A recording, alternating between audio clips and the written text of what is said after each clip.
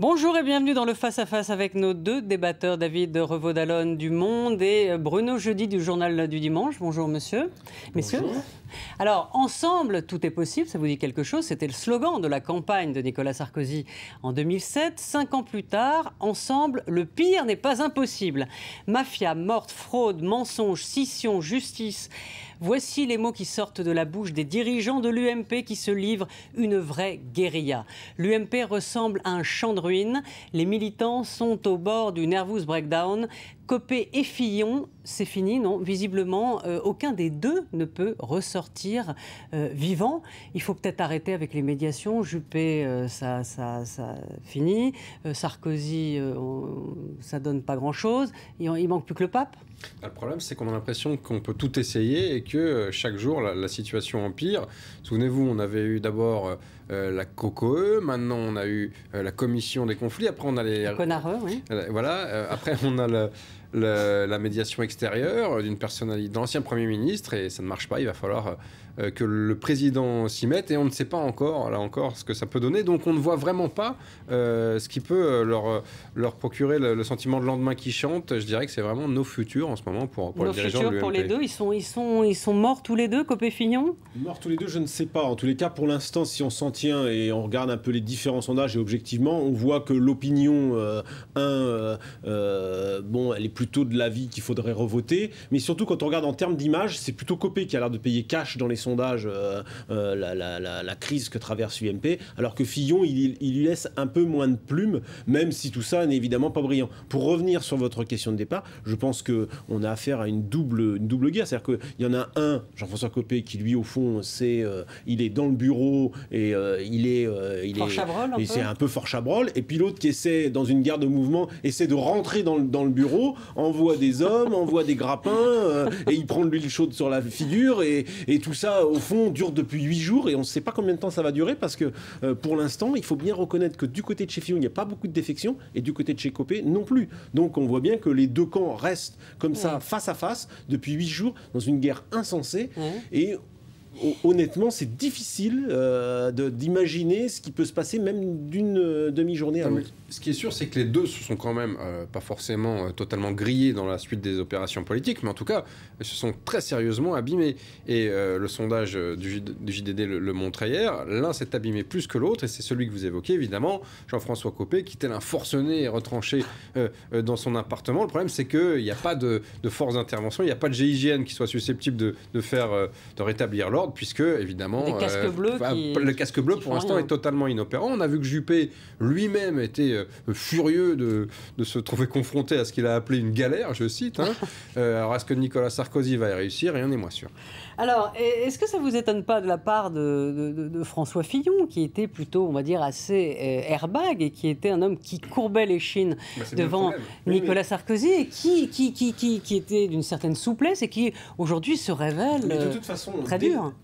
Vous avez raison, parce que dès le départ, en fait, même Jean-François Copé a sous-estimé la détermination de François Fillon. Souvenons-nous, quand il lance sa candidature, au fond, tout le monde pense qu'il va pas le faire. Il va pas y aller dans cette campagne. C'est pas fait pour lui, un poste de président de l'UMP. Il y va, il est assez déterminé, et finalement, il mène cette campagne. Alors aujourd'hui, ses proches disent plutôt de manière naïve, mais là, à la fin maintenant qu'on a eu ce qui s'est passé pendant une semaine, on voit que François Fillon, il a décidé de rien lâcher. Il est assez déterminé. C'est une face cachée d'un personnage qui reste assez inconnu, mais qui est...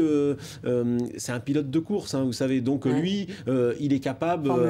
Il est une grande maîtrise de ses nerfs, et quand il veut aller jusqu'à la fin du circuit, il va jusqu'au bout. Au-delà de la lutte à mort qui oppose Copé et Fillon, c'est vrai que Fillon avait aussi des choses à prouver. Il passait comme quelqu'un de plutôt modéré mais terne, de plutôt consensuel mais manquant je dirais d'agressivité face à l'opposition. C'était cette opposition en pantoufles que dénonçait son adversaire. Dans un premier temps, on l'a senti abdiquer dans les premières heures. Langue de droite. Voilà. On avait entendu pendant la campagne. Et donc, on l'a senti un petit peu abdiquer, et puis il a repris du poil de l'oreille, précisément parce qu'il sait que si jamais il se couchait sur ce coup-là, eh bien, cette image-là allait évidemment prendre corps dans les esprits. Les 3 départements, alors maintenant il y a une polémique là-dessus, mais les 3 départements ont déclenché quelque chose chez lui, où là il s'est dit, il m'a vraiment roulé. Ils ont vraiment cherché à me faire battre, et donc maintenant il veut récupérer une sorte de victoire sur le tapis vert. Il faut rappeler quand même, parce que dans ce feuilleton comme ça à rebondissement, que François Fillon a renoncé à la présidence de l'UMP. Donc en plus on est dans un truc où si jamais, ce qui paraît aujourd'hui un peu compliqué, on retirait la victoire à Copé, qu'est-ce qui se passerait? Il a renoncé à la Alors justement, revoter, ce serait visiblement peut-être la solution. Mais est-ce qu'on revote avec ces 2 protagonistes ou il y a un 3e larron concrètement enfin là on en part son latin là. Si on s'en tient aux scrutins nationaux ou aux scrutins législatifs, normalement c'est la même élection qui se reproduit dans le même contexte avec les mêmes protagonistes. Là on voit que c'est la solution qui est plébiscitée par les sondés, c'est ce que montrait votre journalière, et puis 2, c'est quand même la chose la plus simple, a priori, qu'on réorganise l'élection au niveau national ou uniquement dans les circonscriptions qui ont posé un problème. Et c'est ce que n'écarte pas Alain Juppé, ainsi que plusieurs leaders qui le disent publiquement ou non publiquement, mais aujourd'hui c'est quand même une des solutions qui est la plus envisagée par les grands dirigeants de ce parti, qui ne voient à travers un nouveau vote, soit, parce que, attention, il peut y avoir deux votes possibles. Il peut y avoir un nouveau vote uniquement dans les 24 départements litigieux, c'est ce que certains préconisent, et puis il peut y avoir aussi un nouveau vote général. Alors évidemment, ça paraît compliqué de le faire, et puis surtout, vu le contexte de cette campagne qui a déjà été très lourde, cela étant, il faut bien voir, Rosine, que dans n'importe quelle élection, quand il y a litige et que c'est serré, on recommence. Mais attendez, il y a un truc qui est quand même ahurissant, c'est quand même que Jean-François Copé, il continue à se déclarer président, sachant qu'il manque quand même 1000 voix, puisque 3 circonscriptions ont été oubliées. Comment on peut valider une élection quand 3 circonscriptions... On n'est plus du tout dans le résultat du vote. On est passé à une autre phase, c'est-à-dire que là, on est dans le coup de force. Et Jean-François Copé... mais lui s'accroche à l'idée qu'il a été proclamé le lundi soir, après que lui se soit proclamé le dimanche soir. Exactement, c'était lui, c'est exactement Gbagbo. Et puis, si on veut chercher une référence cinématographique, ça me fait penser un peu à James Dean, vous savez, ce film où les 2 voitures foncent vers le gouffre et puis il s'agit de descendre juste au dernier moment, et c'est celui-là qui aura gagné. Et on a l'impression que les 2 vont dans le gouffre, parce que Jean-François Copé, effectivement, va finir par étouffer, asphyxier dans son camp retranché. François Fillon, avec sa menace de guérilla judiciaire, de procédure judiciaire, et bien très clairement, il amène le parti vers l'explosion. C'est vrai qu'on avait rigolé des élections ivoiriennes l'année dernière, et là, on leur donne des leçons. Et là, finalement, on est un peu dans une situation à l'ivoirienne où on a un président de l'UMP qui s'est proclamé avant la proclamation officielle des résultats, qui aujourd'hui invoque les statuts, et on a un autre candidat qui avait reconnu en creux sa défaite et qui ensuite le lendemain revient parce qu'il s'apparaît que 3 bureaux n'ont pas été comptés.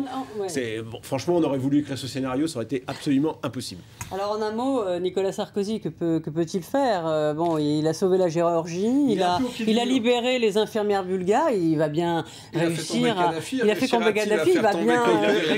Il avait réglé en partie la crise ivoirienne. En tous les cas, la France avait largement contribué à dénouer cette crise. Je crois que Nicolas Sarkozy, il est surtout au pied du mur, parce que pendant toute l'élection, il a essayé de se tenir en retrait. Il pensait que François Fillon allait gagner, mais il voulait pas que Jean-François Copé fasse un mauvais score. Finalement, cette solution d'un score serré, c'était le meilleur scénario pour lui.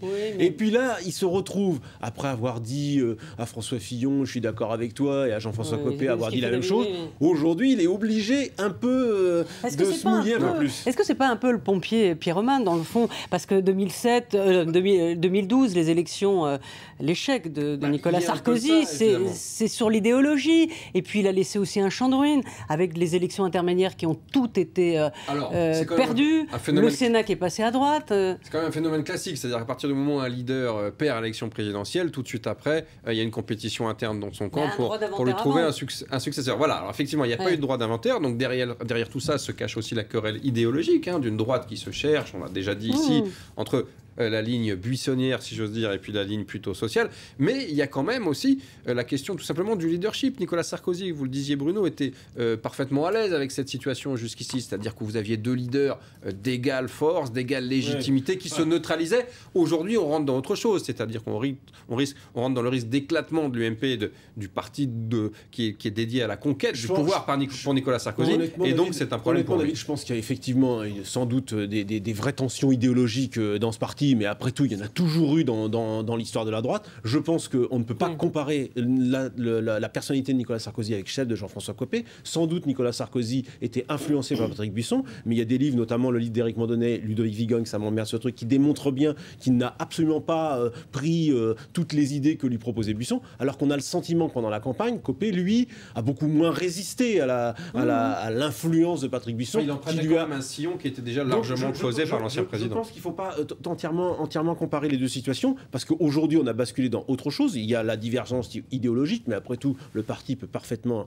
la surmonter. Là, on est dans une querelle de personnes qui dépassent l'entendement, puisque là, on est vraiment, maintenant, c'est les huissiers, c'est la justice, enfin, on a dépassé tout ce qui était imaginable dans l'histoire des partis politiques. Dans l'histoire des partis politiques en France. Même le Parti Socialiste, qui a connu des graves crises, je parle sous le contrôle de David, qui connaît bien notamment l'épisode de Reims, ils n'ont pas été jusqu'à aller à saisir la justice. Par se mettre d'accord dans le fond d'un couloir. Voilà, la différence avec le Parti Socialiste, c'est qu'il a l'habitude finalement d'organiser ce type de consultation. Les triches, les irrégularités, les arrangements ont toujours existé, mais il y avait toujours des commissions bureaucratiques, on fait ça très bien rue de Solferino, qui permettaient d'organiser et de trouver une sorte de chambre de compensation qui arrivait à une solution politique. Reims, on avait une situation à peu près pareille. Ils n'auront pas donné de titre démocratique.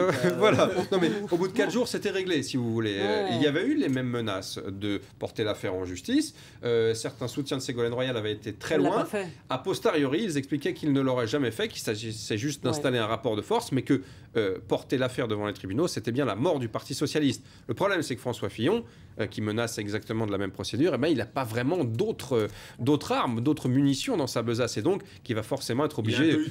C'est vrai que là, on arrive à la fin d'un processus où il a utilisé un peu, il a planté tous les missiles, et là, maintenant, vu que ça n'a pas marché, il arrive un peu...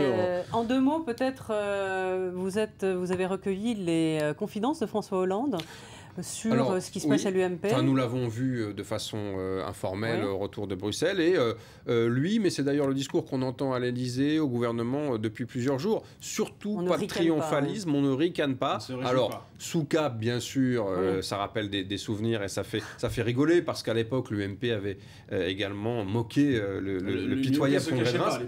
Voilà. Mais simplement, ne pas pavoiser, d'abord parce que la droite pourrait très facilement retourner le compliment à la gauche en disant, eh bien, souvenez-vous, il y a 3 ans, vous étiez exactement dans la même situation. Et puis surtout, on considère que tout ça tire quand même la vie politique française vers le bas, alimente le risque de populisme de votre Front National. Et puis, on sait que les vrais dossiers, c'est les dossiers économiques et sociaux, et qu'ils attendent toujours le gouvernement. En attendant, Bruno, on ne parle pas de ce qu'a déclaré Montebourg sur Mittal, les chiffres du chômage, l'économie, et le dossier Notre-Dame-des-Landes, qui depuis 8 jours devrait faire la une des informations politiques. Et là, c'est un dossier qui n'existe pratiquement pas, en tous les cas, de manière importante dans les médias, alors que c'est un vrai point de divergence entre les écolos et les socialistes qui sont alliés au gouvernement. Là, ce week-end, il y a eu une forme de... Après avoir envoyé 500 CRS pour déloger le camp, le gouvernement a essayé un peu d'apaiser la situation, mais la tension est à son comble. On a l'impression qu'il peut arriver n'importe quoi, et que, de toute façon, François Hollande et son gouvernement seront en cette séquence épargnés. On a eu la dégradation de la note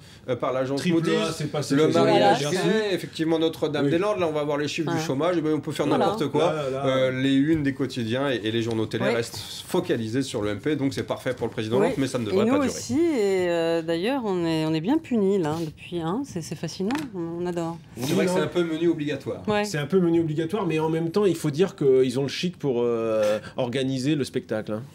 Merci à tous les deux. Donc, évidemment, on suit le feuilleton ici aussi à France 24. Merci à tous les deux et à très vite.